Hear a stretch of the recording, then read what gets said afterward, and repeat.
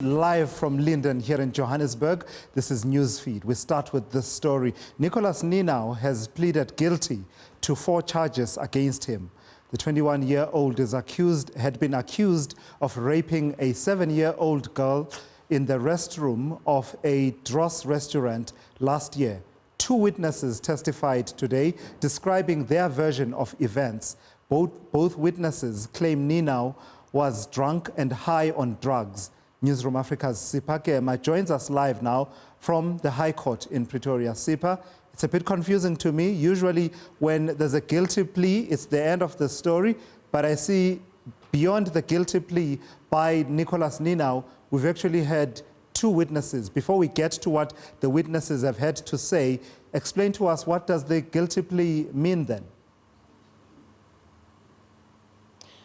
Well, good evening to you, Tilas, and good evening to the viewers. As you said, it is rather odd, as you would expect, that once an accused or a suspect pleads guilty, and then that would mark the end of the trial. But however, the National Prosecuting Authority, they are not accepting his plea. Well, his plea explanation, that is, as it is inconsistent to the victim's statement that they took upon consultation and hearing what her version of the events were. So a lot of it does not make sense. His explanation on why he should actually be given a reduced sentence or entering into a plea deal, it did not sit well with the NPA.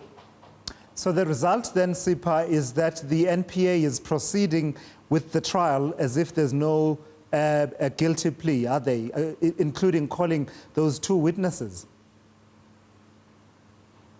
That is correct, Tulasa. So the NPA has decided that they're going to continue with the case. So that is why the trial began today, right after he had actually pleaded guilty. The court, however, they will pronounce what they believe, whether he is guilty or not, once it's down to handing down the verdict, or the judgment rather, just before the sentencing. And who are these 2 witnesses and what have they had to say? Now, going into the 2 witnesses, of course, we have to keep their identity hidden.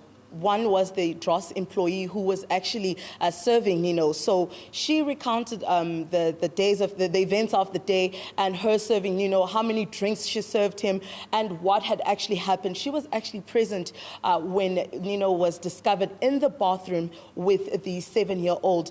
She stated how Ninow was ordering drinks. He was ordering hard liquor, different liquor brands as well, which showed that he was highly intoxicated. She also said that once she was inside the bathroom where she was combing her hair, she didn't hear a sound up until when the child started crying for the mother. That's when they heard the child, and then that's when she said she asked everyone to close the doors. But by then, Ninow, as according to the Dros employee, had a belt which he tried to assault them with. And that's when the mother also came in and assisted in pushing the door open. And then when we look at the second,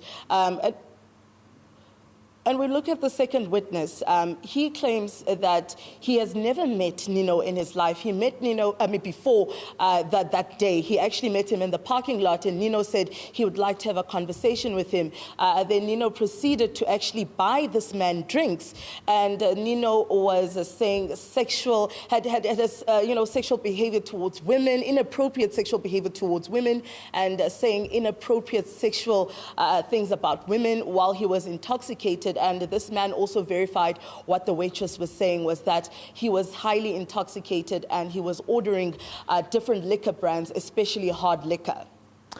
I'm interested to know, Sipha, what was the mood like inside the courtroom at the point at which the judge was asking Nicholas Ninow, how do you plead to, this charge, that charge, and that charge, and the answer was guilty?